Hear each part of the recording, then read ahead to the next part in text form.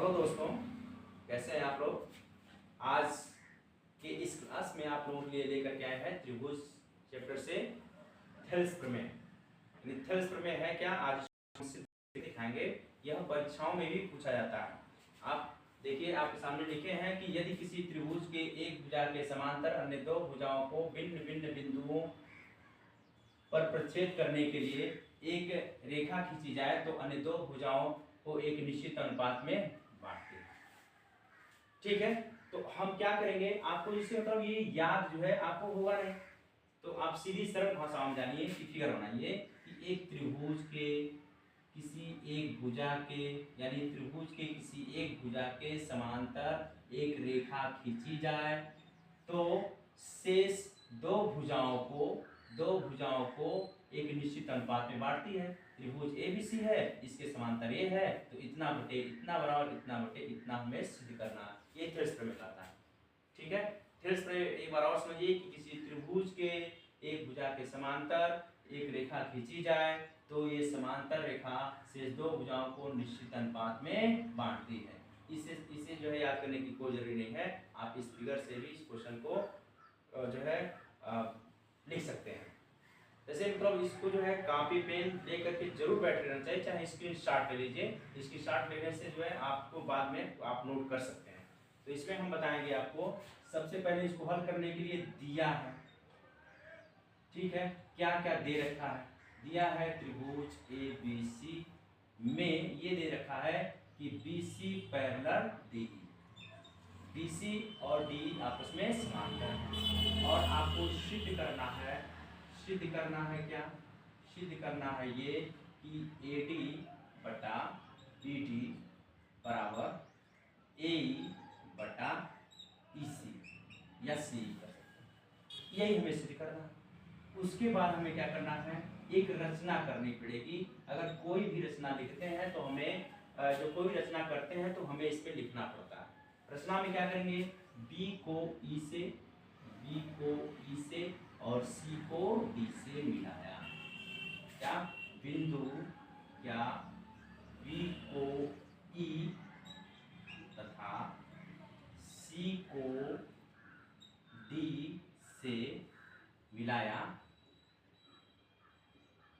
और इसमें एक और रचना करेंगे, क्या DE लंब F DF लंब इसमें करेंगे और फिर यहाँ पे जो है इसमें लंब ऐसे डालेंगे। इसको लिखेंगे क्या, और AE लंब क्या, AE लंब नहीं लिखेंगे, यहाँ पे लिखेंगे DF लंब, यानी DF लंब है किस पे, AE पे। तथा क्या लिखेंगे, उसके बाद लिखेंगे यह कि यह DF माने हैं EG, इसको मान लो GE यानी तथा GE लंब क्या है, AD की रचना किया, इतना रचना कर लेंगे। मतलब जो भी रचनाएं लिखते हैं, जो भी रचनाएं करते हैं उस रचना को लिखना पड़ता है।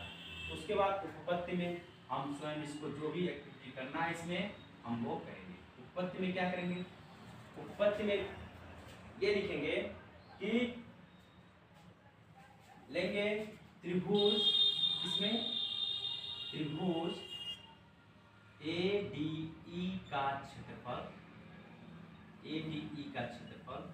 बटे त्रिभुज इसका त्रिभुज BDE का क्षेत्रफल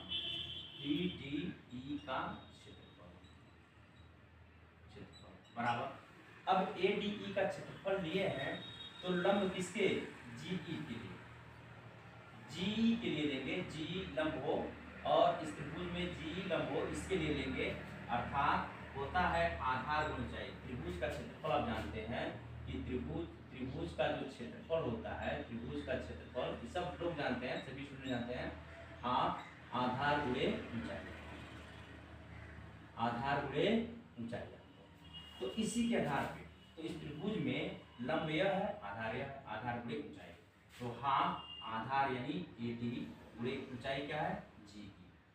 समझ में आ गया। तो बटे इसका क्षेत्रफल BDE का क्षेत्रफल।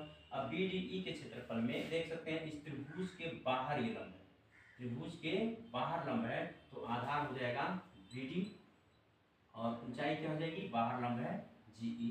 ठीक है, ये कट गया, आपका हाफ हाफ भी कट गया, तो हो गया त्रिभुज ADE का क्षेत्रफल, ADE का क्षेत्रफल बटे त्रिभुज कौन सा होगा, BDE का क्षेत्रफल, BDE का क्षेत्रफल बराबर AD बटे BD निकाल दी फर्स्ट मार्क।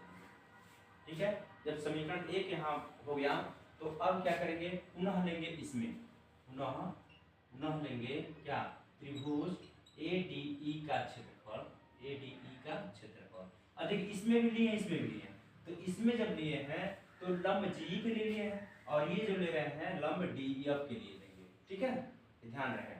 तो अब नीचे कर देंगे, अब इसमें क्या होगा, DEC का क्षेत्रफल, त्रिभुज DEC का क्षेत्रफल, DEC का क्षेत्रफल क्या हो जाएगा, हाफ आधार, ADE के लिए क्या होगा, ADE के लिए आधार होगा AE, आधार गुणे ऊंचाई क्या होगा आपका DF बटे हाफ क्या होगा, आधार इसके लिए क्या होगा EC गुणे ऊंचाई क्या होगा DF होगा। क्यों, EC इसकी ऊंचाई क्या होगी, यही होगी, मतलब DF होगी यह ऊंचाई।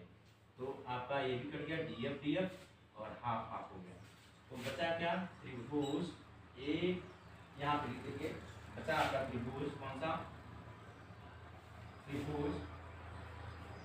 त्रिभुज कौन सा लेंगे, ADE का क्षेत्रफल, त्रिभुज ADE का क्षेत्रफल, ADE का क्षेत्रफल बटे त्रिभुज DEC का क्षेत्रफल बराबर क्या, AE बटा EC होगा। अब हम क्या करेंगे, लिखेंगे इस त्रिभुज में, जैसे एक होता है कि समांतर चतुर्भुज में एक ही आधार पे बने त्रिभुजों के क्षेत्रफल आपस में क्या होते हैं, बराबर होते हैं, यानी इसका क्षेत्रफल इसका क्षेत्रफल। इसमें देखो ये समांतर चतुर्भुज है और इसमें हम क्या करेंगे, असमांतर चतुर्भुज है, या सॉरी इसमें कर सकते हैं, इसमें देखो ये समलंब चतुर्भुज है ना, यहाँ पे समलंब चतुर्भुज लेंगे, जैसे यहाँ पे है ना, या समांतर करेंगे तो इसमें क्या करेंगे, एक ही आधार पे बने त्रिभुजों के क्षेत्रफल आपस में बराबर होते हैं, ये क्षेत्रफल और इसका क्षेत्रफल बराबर होते हैं। तो एक ही आधार पे बने त्रिभुजों के क्षेत्रफल बराबर होते हैं, तो हो जाएंगे यहाँ पे त्रिभुज DE का क्षेत्रफल, DEC का क्षेत्रफल बराबर किसके होगा, BDC का क्षेत्रफल बराबर त्रिभुज BDC का क्षेत्रफल, यहाँ पे बराबर होंगे।